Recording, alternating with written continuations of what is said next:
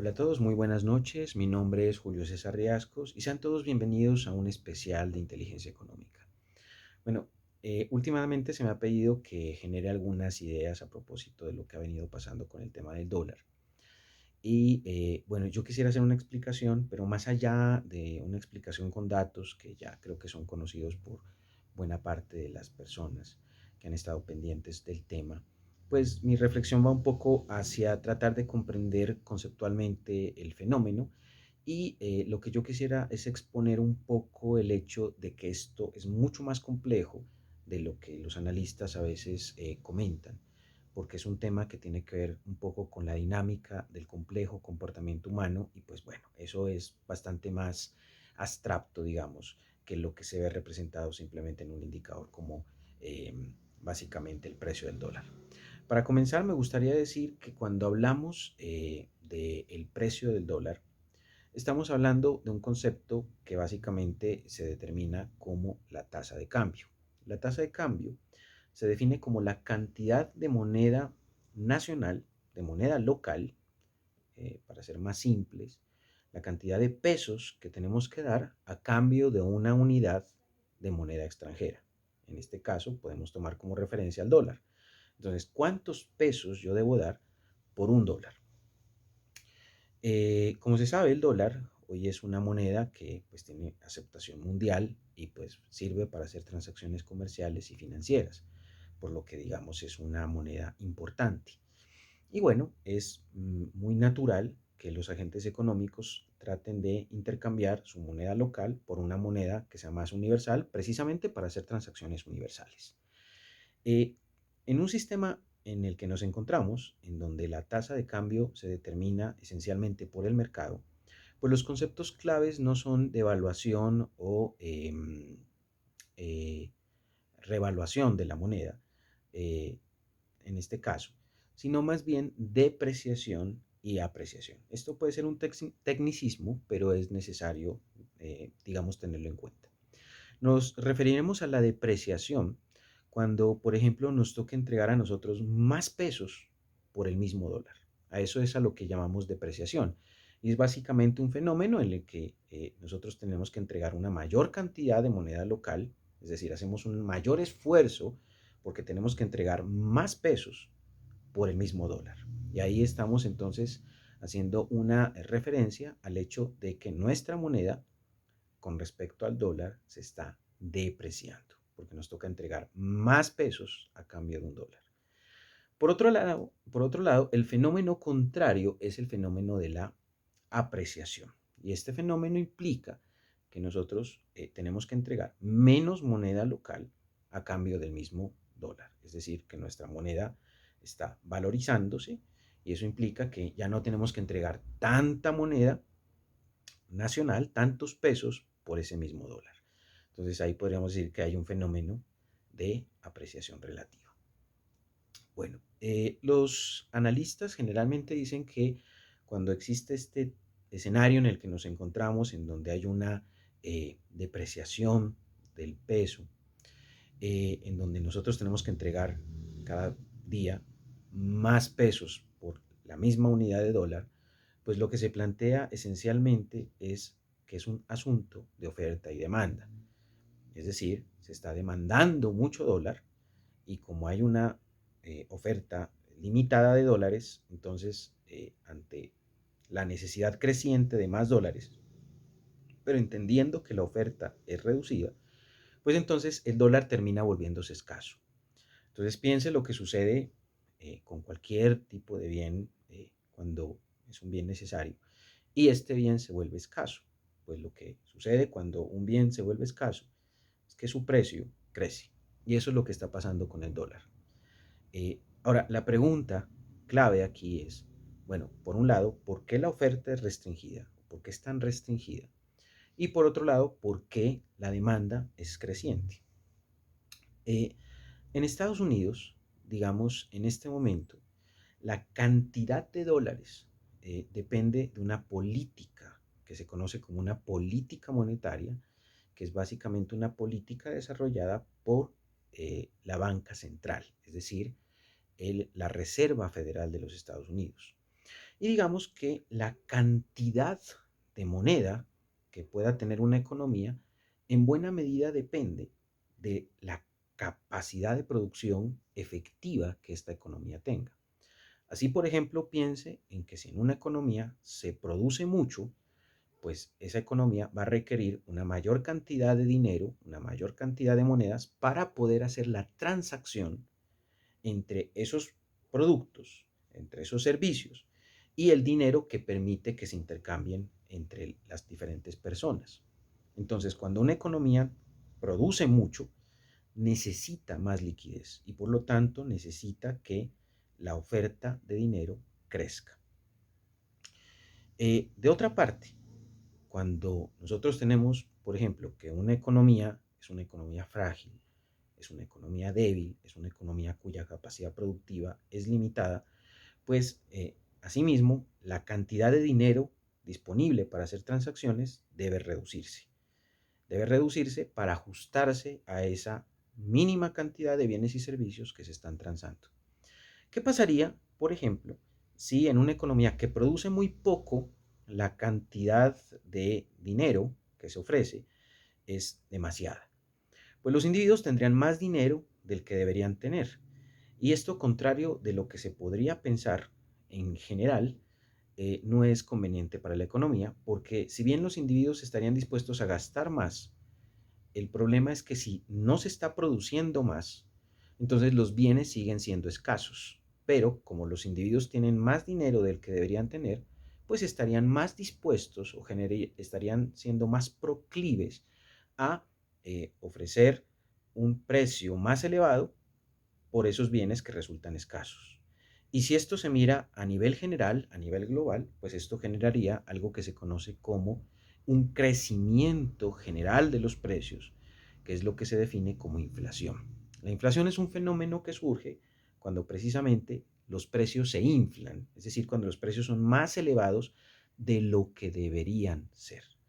En Estados Unidos se está tratando de controlar este fenómeno a través de la política monetaria. Entonces, eso nos ayuda a entender por qué la cantidad de dólares es limitada. Porque en este momento, digamos, se pretende controlar un fenómeno de naturaleza inflacionaria que puede generar una pérdida de riqueza financiera y que puede generar importantes efectos sobre la dinámica del consumo, sobre la dinámica de la demanda, de la producción y de la generación de empleo en el mediano y largo plazo. A su vez, en Colombia, nosotros hemos experimentado que hay un crecimiento notable en cuanto a el valor que ha venido experimentando el dólar. Y esto se debe a que, por otro lado, hay una creciente demanda mundial sobre los dólares. ¿Y por qué se está tomando en este momento una alta demanda de dólares?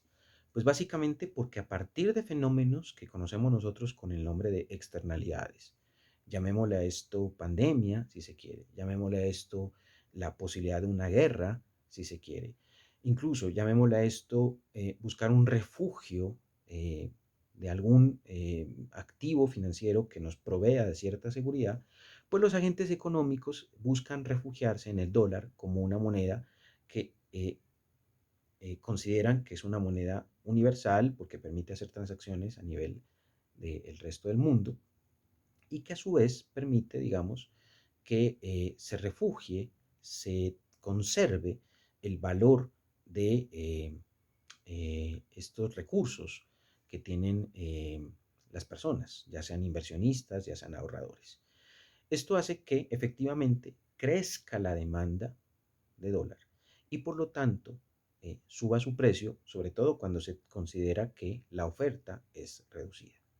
Claro, los fenómenos políticos, los fenómenos sociales, los fenómenos culturales, los fenómenos relacionados, por ejemplo, con la misma guerra, tienen efecto sobre lo que hace que los individuos tomen decisiones sobre la oferta y la demanda de divisas, particularmente en el caso que nos atañe, pues básicamente Estados Unidos intenta controlar los problemas inflacionarios a partir de mantener una política de incremento en las tasas de interés, lo que es compatible con ser cuidadoso con la emisión de dinero y a su vez, en este escenario en donde los agentes económicos a nivel mundial buscan un refugio, buscan una moneda que les sirva para protegerse, pues están masificándose al interior de la demanda de dólares. Y esto, que es un fenómeno mundial, pues obviamente se ha experimentado en Colombia y de alguna manera también en Colombia hay unos factores internos pues que han tenido que ver un poco con el tema político. Eh, es un fenómeno complejo porque si lo pensamos con detalle, esto va a depender fundamentalmente de las decisiones que tomen los seres humanos. Y existen decisiones que se puedan tomar de manera individual, porque los individuos podrían decidir, por ejemplo, que no necesariamente el dólar es la única opción, sino que hay muchas más opciones, hay muchos más activos financieros. Por ejemplo, las empresas con mayores niveles de generación de riqueza, eh, en donde perfectamente se puede invertir y se estaría generando a través de la compra de acciones, por ejemplo, mayor capitalización para desarrollar más proyectos de producción, lo que también podría ser un buen refugio. O también, por ejemplo, mecanismos como por ejemplo el oro, ¿cierto? Que se considera pues que es un instrumento que genera valor. Pero hay una, digamos que masa, hay una tendencia global a precisamente hacerse a los dólares. Y en cuanto esa tendencia continúe, digamos, mayor va a ser el incremento que se va a experimentar por parte de el dólar, porque recordemos que sus cantidades son limitadas y esa demanda se está volviendo casi que una demanda muy concentrada.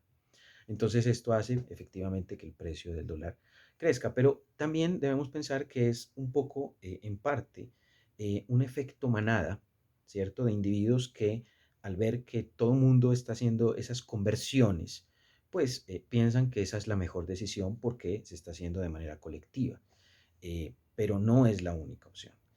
En finanzas existe un principio, que es el principio de la diversificación, y que precisamente nos dice que los individuos que intentan maximizar su rendimiento y que al mismo tiempo intentan reducir su exposición al riesgo, lo que deben hacer es invertir de manera diversificada, es decir, por ejemplo, colocar una parte de su riqueza en acciones, que son activos de renta variable, colocar otra parte, por ejemplo, en bonos, que son activos de renta fija, colocar sus recursos, por ejemplo, en commodities, que son materias primas a nivel internacional, y, por ejemplo, colocar otra parte de su riqueza, por ejemplo, en divisas, que son monedas, digamos, internacionales, en donde, dependiendo de la estabilidad de la economía, pues se brinde una mayor seguridad.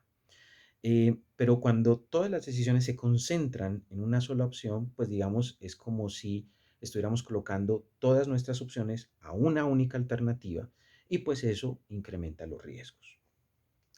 Entonces, esto, como vemos, es un poco más complicado porque tiene que ver con decisiones humanas y las decisiones humanas, en cierta medida, pues se toman de manera individual, pero también pueden estar influenciadas por las decisiones colectivas.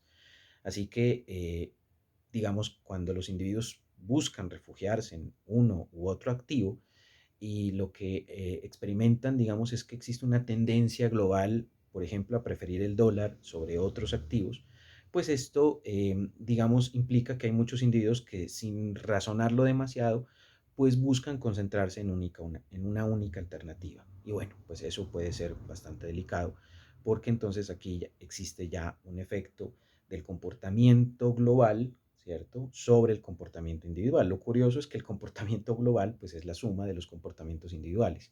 Y hay algunos comportamientos que sí se realizan, digamos, con una reflexión sobre la información que existe en los mercados, pero también hay algunos, digamos, desempeños que se puedan relacionar más bien dejados un poco a esa dinámica global, influenciados por esa dinámica global, y que lo que hacen es que como una masa, pues simplemente se unen a lo que es una tendencia y eso pues sin mayor reflexión genera trastornos en el precio de la divisa. Esta es una explicación pues muy reducida, muy pequeña, pero digamos lo que he intentado aquí es explicar un poco la complejidad del fenómeno. Es un fenómeno que se genera ciertamente porque existen unas estructuras económicas en cada país, también porque existen unas coyunturas, porque existen unas tendencias y digamos también porque existen unos comportamientos que no solamente son económicos, sino que también tienen una naturaleza política, como por ejemplo los cambios de gobierno que generan incertidumbre, pero también elementos mucho más complejos, como por ejemplo el hecho de que pueda haber una guerra entre dos naciones y que generen incertidumbre en los mercados. Entonces es un fenómeno complejo y todos estos fenómenos se combinan como si se tratara de un cóctel y se producen unos resultados, ¿de acuerdo? Entonces es difícil realmente, es un tema complejo realmente, no es tan sencillo, pero precisamente desde un punto de vista académico, desde un punto de vista, digamos, científico, no por esa complejidad quiere decir que no intentemos comprenderlo. Y bueno, una vez intentemos comprenderlo y conocer cuáles son los factores esenciales, pues tratar de hacer las recomendaciones de política a las que haya lugar. Por eso es tan complicado el asunto de la política económica, porque de hecho no solamente es un tema que le atañe a la política económica de un país, sino a la coordinación de política económica de diferentes países. Y eso también es un asunto que puede ser bastante complejo. Bueno, les agradezco mucho su tiempo. Mi nombre es Julio César Riascos. Esto es Inteligencia Económica. Muchas gracias a todos por su atención.